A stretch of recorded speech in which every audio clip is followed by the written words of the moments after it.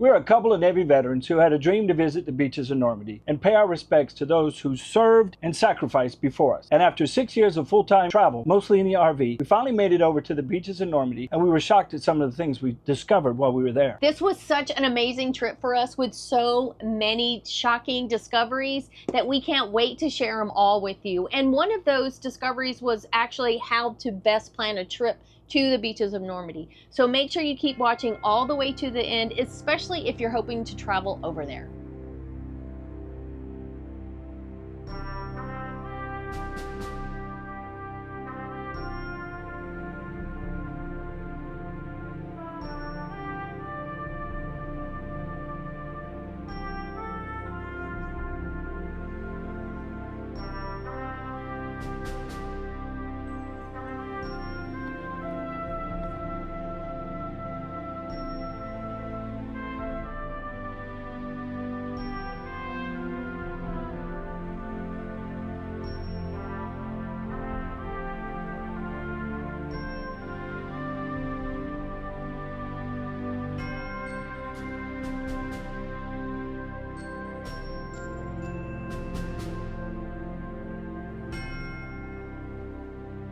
Today we're going to share with you some of our shocking discoveries and all the things we learned while we were over there. So grab a cocktail, a beer, or even a glass of water, and let's toast to the veterans that came before us. Hold up. Before we do that, we got to let everybody know we're not history professors. This is not going to be a History Channel dissertation. No, not even close. This is just going to be having a drink amongst friends, telling you about the stories and observations that we found while we were over there visiting the beaches of Normandy.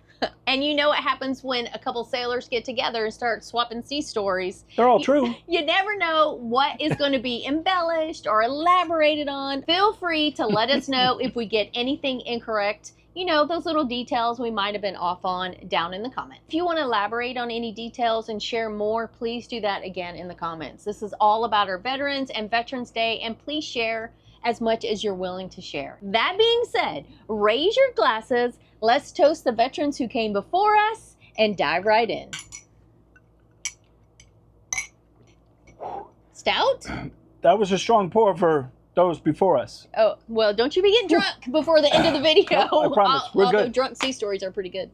No, we're good. We're going to keep it PG-13. Okay. The thing right out of the gates that shocked us the most was the actual size of the D-Day beaches. There were 5 landings and over 50 miles of beaches, and we realized right away we only gave ourselves 1 day to explore the beaches, which was a huge mistake. We really wanted to make it to both of the beaches where the Americans landed, which is Omaha and Utah, and we ended up only making it to 1. If you're American, you're probably going to want to hit the American beaches because that's where most of the monuments and memorials to the Americans are, and that would be Omaha and Utah. If you're Canadian or British, you're probably going to want to hit up those beaches because that's where most of your memorials will be. So really think about it and plan it out. But I got to tell you, just being on the beach really was very, I'm already starting to sweat. It was very chilling and eerie to know that we're standing in the same place where all those soldiers were. We got there and literally dark clouds, it was raining, it was dreary. I mean, it was almost like Big Earth was setting the picture for us, which didn't even compare into scale what happened on those fateful days. You see it on TV, you read about it, you learn about it in school. Well, most people only learn about it through the movies. You know, the movies are great. Even like one of my favorites, which is Saving Private Ryan.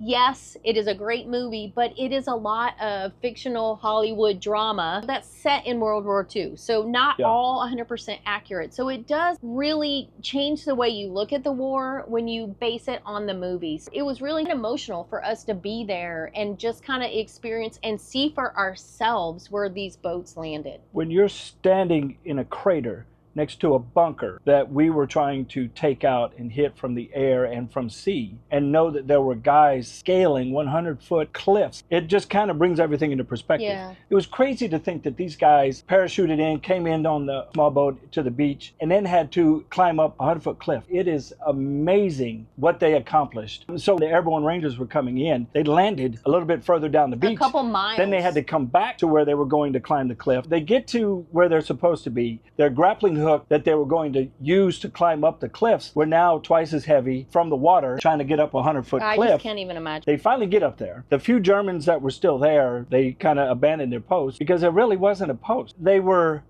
telephone poles with camo netting over them, because at the time the Germans were trying to build bunkers over them. In the meantime, they took all of their heavy guns away from that beach area, and they brought out telephone poles and put over netting so that as the aircraft are flying over, they are thinking these are where the guns are, and they're trying to hit them. So when they, now, our guys get there, they're like, telephone poles? One of the cement bunkers that we saw, the cement was still wet. It wasn't even dry, and you can see it actually slid down whenever it was bombed because it wasn't even solidified yet. Yeah, it was still, it was that fresh. Our guide actually showed us pictures of the telephone poles, so it was really fascinating. So we gave you one of our shocking things. Let's do some rapid fire facts that we learned. The operation was not called D-Day. No. The operation of the landing were actually called Operation Overlord, but everyone has kind of forgotten that, and they all call it D-Day.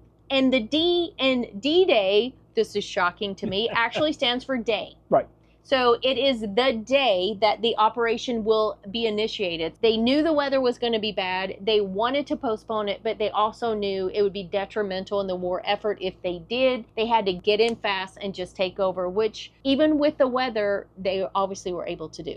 Yeah, and the weather played a huge factor in some of the boats veering off course. They were using landmarks to navigate in, and then with the rain, the wind, and the smoke from the bombing and the shelling, the wind was blowing out to sea, so the airborne rangers, they got blown off course. Boats drifted off course. So there were a lot of things that they were fighting against just to make it to the beaches. Of course, the beaches in France were not named Omaha, Utah, Juneau. Sword and Gold. Those were not the actual names of the beaches. Those were the operation names for those beaches. So just so you know, originally France had totally different names for these beaches. Now these names have kind of taken over for those beaches, and if you go over there, you're more likely to have somebody be able to tell you how to get to the Omaha beach as opposed to what the original name of the beach was. For obvious reasons, they didn't want the Germans or anybody to know that they were going to said beach. It's a secret. So they had code names, and that's where these names came up from. It really shocked me at how many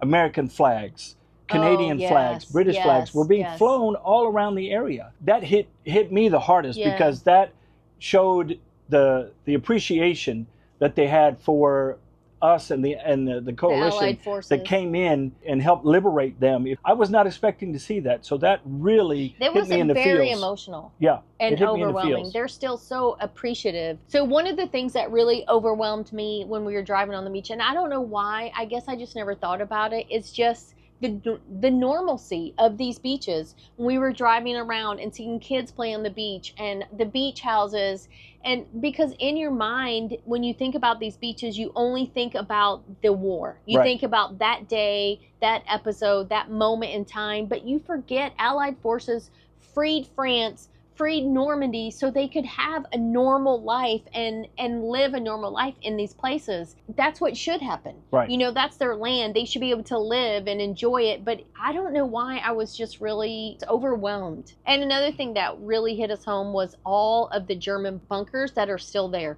The craters from where the Allied forces bombed. France didn't come in and remove it all. You could picture it and you could see it because there's so much evidence of the war still existing. After war, people come in, they clean up and they try to rebuild and make it look like what it was before. They left it as is and then rebuilt around it. One of the things that we learned is there were 150,000 men that hit the beaches that day, whether it was by air or by boat. The number of casualties totally blew my mind because in my mind, I really thought 90% of our service members were killed. And that is not the truth at all. So of the 23,000 that landed on the beaches in Omaha, only 197 men were killed. And that is the least amount on any beach. For Utah, they had 34,000 troops hit that beach. And this was the greatest casualties of all the beaches. 2,400 men were lost. We thought it was a higher number. We thought, 90% of our guys got wiped out. I watch the movies and I think, I don't even know how we won the war because nobody lived. And thank goodness the Allies had their crap together. As a veteran, it made me feel good to know that most... Most made it to the beach. The numbers for D-Day are overwhelming. Over 11,000 aircraft and over almost 7,000 naval vessels of some sort. That is huge. And over 150,000 men were brought together to do this. And the crazy thing is, a lot of them gathered in Britain before they came over across the channel to start the invasion. So I really don't know how Germany didn't know. Today we could never do it because of satellite. They would all see the movement, but it is insane. And that's what I was going to say. They did all of this without the modern technology that we have today. Yeah. I mean, there was no email to call everybody together, send out a blast. You know, they're doing let's meet up in Britain. messages and to whip Germany's butt. Couriers and pigeons and whatever they had to get the word out. It is just amazing to know.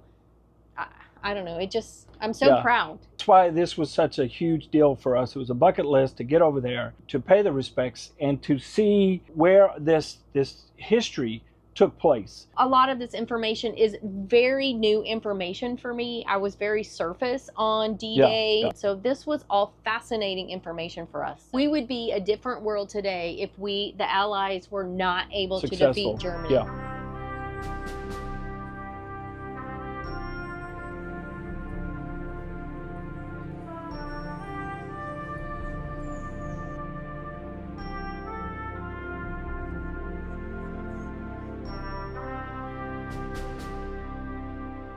So we visited 2 cemeteries while we were there. Of course, first cemetery we're going to talk about is the American Cemetery. We learned a lot about just the logistics of all of this while we were there. And to me, it's just mind-blowing all the steps they had to take to build the cemetery. And to know that some of those servicemen were moved 2-3 times before they made it to their final resting place. Yeah. It's, again, think about that. But in the battlefield, casualties were happening all over the place, so you bury them and you try to document where they are. At the end of the war, then they said, okay, now let's bring them all to one place. The U.S., unlike most countries, actually will ask the family member, do you want them at home or do you want us to leave them where they remain? The Americans got the choice. Germans did not get the choice to come home. A couple of other countries don't get the choice. So when they die in war, they are buried in the country that they're in. The Americans went through with all of their documentation. They found everyone, identified them. If they were going home, they shipped them home. If not, then they started burying them at different cemeteries. And this was before the land was given to us by France where the cemetery currently sits. And that was a process because this was all privately owned land. It was farmland. They had to buy it from the farmers. It took 12 years from the end of the war for it to be completed. They brought over oak trees and Kentucky bluegrass, was it? To put into the cemetery, to give it, to kind of make it feel like you were back home somewhere in the U.S. All of the people buried here died during the Normandy invasion. So it lasted during the whole campaign as they were traveling from the beaches all the way in through Paris. There are over 9,000 service members buried in the cemetery. And you might be surprised to learn that there are over 152 that are currently marked with Star of David. Most of the active duty military during World War II that were Jewish obviously were afraid to put H on their dog tags. H stood for Hebrew, which means you are Jewish. Right. And that is because if you were captured as a prisoner of war, you were either immediately executed, sent to a concentration camp, or a work camp. And they have actually changed 19 headstones to the Star of David, and there are currently 27 in review. So family members have come forward and said, my dad, my grandfather, my great-grandfather, he was Jewish, and they have changed the headstones. I mean, come on, that was the whole point of the war. Yeah, they deserve their religion to be on their headstone. Yeah, yes. Absolutely. Yeah. So they are trying to do the right thing by these guys. Yep. There are 4 women buried in the cemetery. One, her name is Elizabeth, and she was actually a part of the Red Cross who was killed while she was helping in France. So she was buried there. The other 3 ladies were African-American women who were part of a battalion. They called it 6888, and they were actually part of a Central Postal Directory battalion. So they were put together to take care of the mail issue that they were having over there. Of course, in World War II, the only way to receive any communication from home was through what we call snail mail. Snail mail, the good old letter Letters, and stamp. yes. Yep. This battalion was sent to take care of their mail issue. They had over 17 million pieces of mail sitting in a warehouse. There was no way they were going to get all this mail to the rightful recipient. Well, guess what? Not only did this battalion take care of it, but they finished 3 months earlier than expected. Amazing. You know what? Let's toast. Yes, amazing. To these ladies. Those three ladies, they deserve, well, that whole battalion deserves so much recognition. Credit. Yes. And if you were in the military, you know how important that mail is to your mental health. We know firsthand that is the most important thing to keep you going. If you're in a funk, two best words you can hear come over the 1MC is mail call. And I got to tell you, that peps people up. You didn't always get mail, but the thought of getting mail. But it was always a guarantee that somebody in your shop was getting a care package. And you all got a goodie. And everybody was going to benefit from that care package. They moved the battalion to another spot in France, and unfortunately 3 of the ladies, Bankston, Barlow, and Brown, they were 2 privates and a sergeant. They were in a Jeep accident, and all 3 of them didn't make it. They died. So those 3 ladies are buried in the National Cemetery. So rightfully so. Yeah. I had a hell of a time when I joined the Navy in the 80s. The men were not thrilled that I was there. I can't imagine what these ladies went through to join. Not only they already had issues with being segregated, but then they were strong enough to join the military, go overseas, and then now they're in France where the war is taking place. And I just find it so courageous and so amazing. Every time you turned a corner or the tour guide came up with another, hey, did you know, we were just... It was fascinating. You know, there was a lot of quiet time driving from place to place as he was telling us these stories as we were processing. There really was a lot of emotions. Yeah, I'm getting emotional just thinking about the emotions. Yeah. All right, so let's move and turn to the German cemetery. We toured the German cemetery, and it really hits home the fact that war affects everyone, no matter what side you're on. It is devastating to families, to there's so much death and destruction, and it is so important to really know the gravity of what war does. The youngest person buried there is only 15, and the oldest was 72. Most of the people buried in that cemetery were not German. They were Polish, they were Soviet, they were from wherever they could grab them, and they threw them and said, you will fight for us or else, we'll kill you, we'll kill your family, whatever. So there were many German soldiers that weren't actually German who didn't even want to be there. Over 5 million German soldiers, but only 500,000 were actual German. Well, just so you know, we could not verify this number. Right. That's what we were told. But to know that most of them were not German is very interesting. And with that comes a language barrier. Poor communication was one of the detriments of the German military during that time. Another thing about the German cemetery that was very visual to us is the fact that this cemetery, all the headstones are on the ground. So when you're looking at the cemetery, you can't really feel the gravity of how many people are there. There are over 21,000 German soldiers buried here, and it doesn't feel like it because the headstones are flat, unlike in the American cemetery where you can look out over the sea of headstones and feel the amount of people buried there. To me, it elicits a very different emotional response because visually you can imagine these are all people. And the American cemetery, it was a headstone and a body was buried.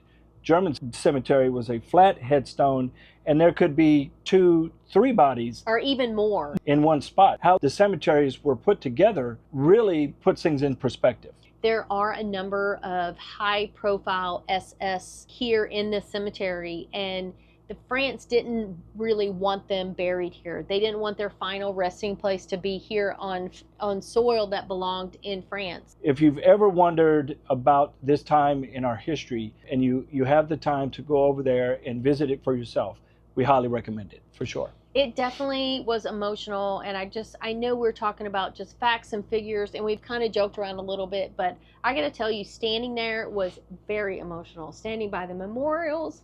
Yeah.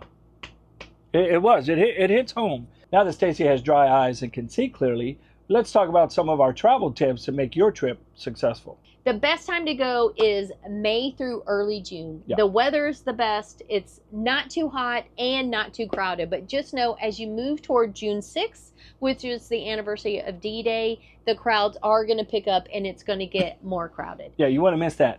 Not necessarily. Hold that. We're going to talk about that in a minute. True. We actually went in September. So September to October, the fall, it is starting to get cold and might be rainy, but there are no crowds. And we found September a really good time to visit. Yeah, I really enjoyed going that time of the year for all of the above. So where should you stay? There are 2 places we recommend. First of all is Cannes. Did I say it right? Cannes. No, it's Cannes. It's Cannes. Okay, that's actually the correct way to say it. That is where we stayed while we were there. It is a larger city. There's plenty to see and do there. There's also the largest World War II museum in France is located there. It is a lovely old town, a lot of restaurants and nightlife, and there's also a castle there that you can tour. Yeah.